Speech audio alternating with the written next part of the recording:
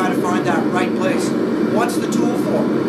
Am I slicing carrots? It's not going to have an impact environment. It's not going to be smashing and banging on granite rocks on the brookside, right? So make it super hard on the edge. I mean super hard. And the knife will stay sharp for a real long time. But if you bend it, it's going to break. If I take it down even softer, now I've still got a nice edge retention, but now I've got some flexibility, some toughness. That blade's more likely going to roll over on you. And then you resharpen. You don't want one that's chipping, and you don't want one that's going to roll over. There's a fine line between that. I know where it's at because I know the steel and I know the color, because of the charts and the da-da-da-da-da. So the toughness is just the resistance, the brittleness. Yep, it's a spring. Now I've turned it into just a piece of steel. Now I want to turn it back into a spring. Right? It'll bounce across. It'll make it tough knife. Well, that's going to be our blade edge. I'm going to round this side down to flat.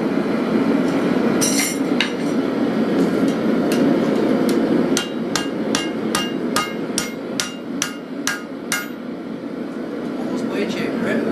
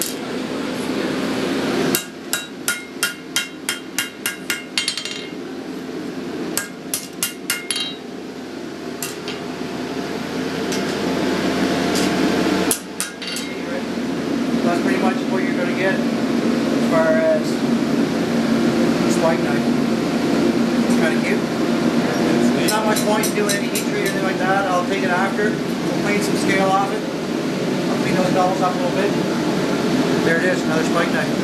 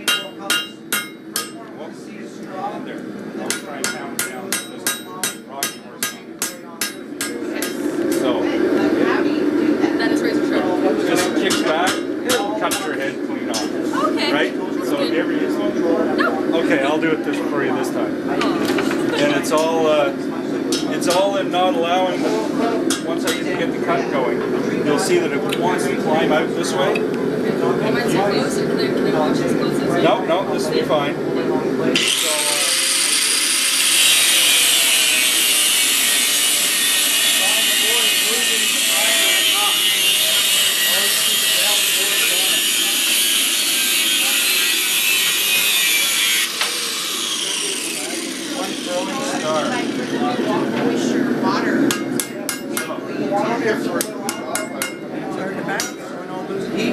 I'll quench my guy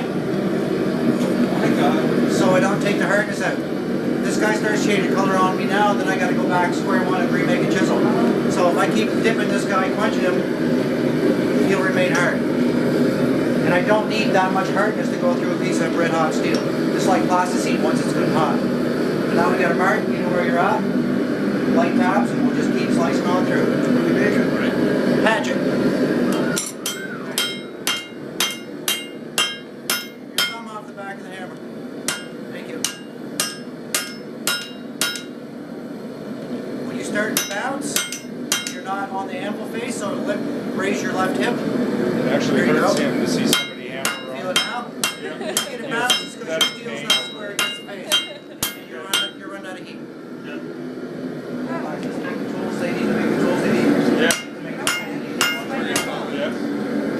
I've got a lot of stuff here I made. That's like this. I need something that does this, right? Which one made? You get a full bag knife or a hidden bag knife, depending on what. Alright. I think that's all the gear we're going to have. Back in. Do it all over again the other way. Emma, go! Grab that big stock and get this baby sled.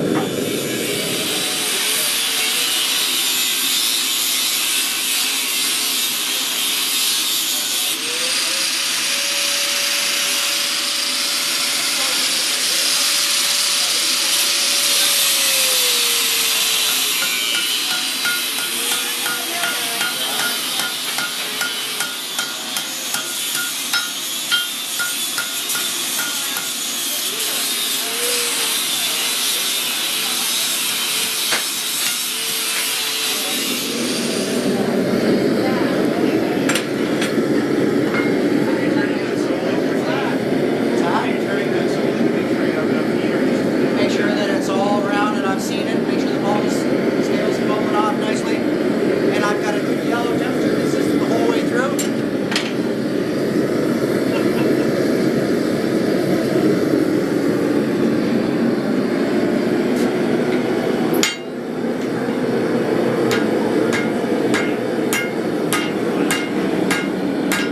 That's welded.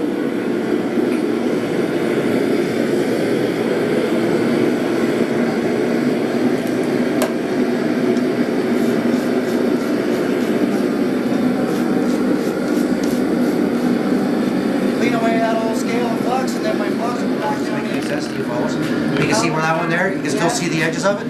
Well, I can continue fire welding this until it closes right over. I would do another 3 or 4 welds on that before I was confident that it's done. And then I'll cut those off till I'm exposed to tool steel and then shape it. So you just know why the change in sparks when you have it cut off hard enough? That's what we call tempering, bar tempering. You're trying to get rid of some of that martensite grain structure to get everything so that it's tough and hard. And there's a million things you can learn about it. I can tell you what to do and why to do it, but you don't need to know how, or, you know. Learn it as you go.